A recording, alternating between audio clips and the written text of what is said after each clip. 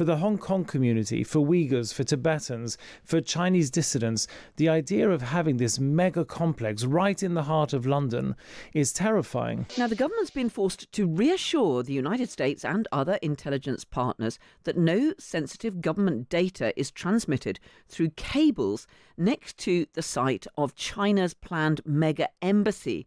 It's been reported in the Times that Keir Starmer will approve this supersized Chinese embassy in the coming days, despite security concerns. MPs from across the spectrum have urged planning officials to reject China's application for the new embassy because of fears that the proposed new building could be used as a base for espionage. Well, I'm joined now here in the studio with me is Mark Sabah, Director of the Committee for Freedom in Hong Kong. Good evening. Thanks a lot for joining us, Mark. Thank you for having me. First of all, when are we going to get this decision? I was expecting to have the final announcement on whether the government's going to give the go-ahead to this very controversial plan within days. Yes, that's right. I mean, we've had a working date of roughly the 19th, but we've heard that it's moved a couple of times, and there's clearly something going on about when they're going to fix the announcement. We're not sure why the date isn't clear, but we were told it was this week, and then it's going to be next week, and then it's the 19th or the 20th.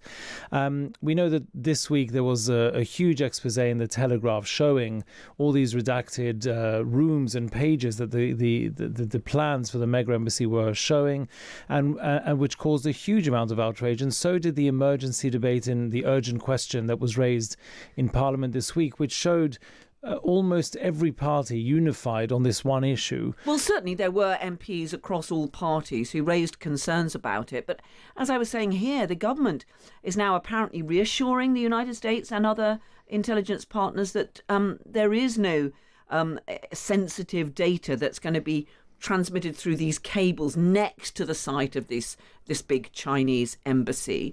I mean, is that your big concern, or is it because, as we've seen in the past, that the area around it could make protesters, for example, vulnerable? Well, I suppose the protester side is more why the local council and local residents opposed the planning permission, why they rejected it completely. And obviously that's been overturned by the government. The cables are one issue. The other issue is the size, the sheer size of the space that has been purchased, the number of rooms, the number of offices. 200 apartments are going to be built there. Underground rooms that nobody knows what they're going to be for, which were redacted in the original plans that were then exposed in the Telegraph. And of course the concerns from many hundreds of other groups of the increasing amount of transnational repression. The more diplomats you have, the more state employees you have, the more state transnational repression they can export into the UK. And so for, let's say, the Hong Kong community, where you have, I think, 10 or 12 people in the UK now with bounties from China, that means that if they are dragged into that embassy by somebody who wants to claim the bounty, how do we find them? How do we know what's going to happen to them? So for the Hong Kong community, for Uighurs, for Tibetans, for Chinese dissidents, the idea of having this mega complex right in the heart of London is terrifying.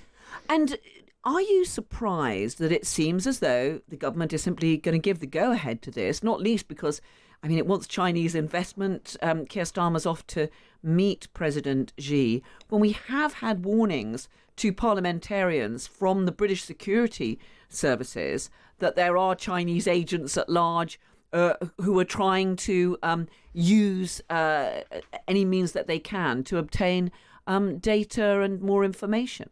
That's right. I mean, the espionage numbers, the stories in the cases just keep rising. The fact that only 2, 3, 4 have gone to court is a different issue. But if that's just the tip of the iceberg, we have the two Chris's, the two men who worked in Parliament. But more than that, there's the Hong Kong Economic Trade Office, where there are the spies who were arrested from there, one of whom was found dead somewhere in a park. And yet it seems that the government is going to give the go-ahead to this. Correct, absolutely. And so the question is, what is it that they have been promised, or what is it that they expect to happen, that they are pushing ahead with the mega embassy, not concerned by warnings of espionage. We have a British citizen in jail in Hong Kong called Jimmy Lai, who's been there for 5 years, and we're not doing anything really to release him. And all these things are touch points that the Prime Minister could have used as leverage for any trade deal or any trip to China. He could have said, if you release Jimmy Lai, I'll come to China. He could have said, we'll come to China, but you can't have your embassy. There are so many things that could have been put into play to show UK strength when it comes to its relationship with China. Mark Sabah, Director of the Committee for Freedom in Hong Kong. Really good to have you with us tonight. Thank you so much for coming in.